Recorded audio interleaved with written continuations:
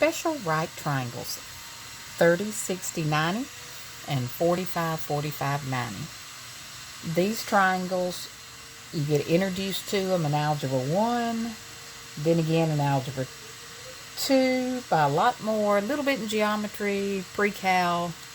Yeah, you get a whole lot. But they are super handy, whether it's on the ACT or Math 112, 113, all sorts of things. Or even if you're on a desert island. Because the thing about trig ratios is it doesn't matter if your triangle, since they're similar, is this little, or even if I was to draw one this big, the 30-degree angle in a right triangle will always, the side across from it, will be half the hypotenuse. It doesn't matter as far as which way it's turned. If it's a right triangle and you have 30 degrees, it will be x, and your hypotenuse will be double it. And your side opposite 60 will be x squared 3. Now, as far as your 45s, it has the ratio x square root of 2. And so you can find, if you know which set of triangles it is, if it's 30, 60, or 45s, if they give you one side, you can find the other two. Now we'll do the 45s first because they're a little bit easier. Because two of the sides are the same. Mike's laying down floor in there, so I came to the bedroom. So let's say one side is 5 and it's a 45. You automatically know this side is 5, and the hypotenuse, 5 squared of 2. Let's shift it this way. Still got a 45. Let's say this side is 8. So you know that's 8. 8 squared of 2. They could give you still a 45, and let's say the hypotenuse is 11 squared of 2.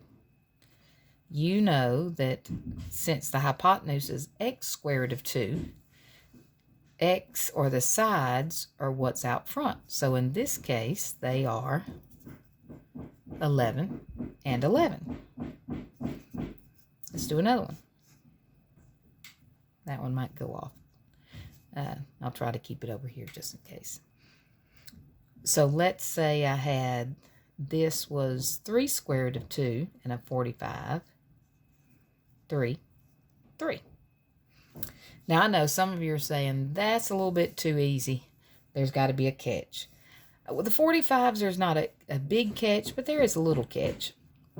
Let's say that they give you the hypotenuse is 10 and not 10 square root of 2.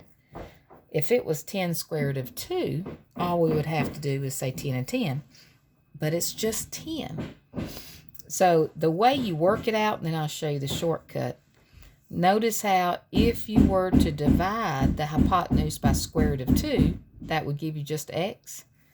Well, if you divided 10 by the square root of 2, then did a quick rationalizing, 10 square root of 2 over square root of 4, which is 2, 5 square root of 2. Well, there's a shortcut, because I know some of y'all on that, I lost you, and you were like, what? Well, excuse me, allergies bother me. If they give you the hypotenuse without the square root of 2, the shortcut is divide by 2, and both of the legs have square root of 2. Like, for instance, if they gave you hypotenuse is 8 on a 45, that means the sides are going to be divide by 2, square root of 2.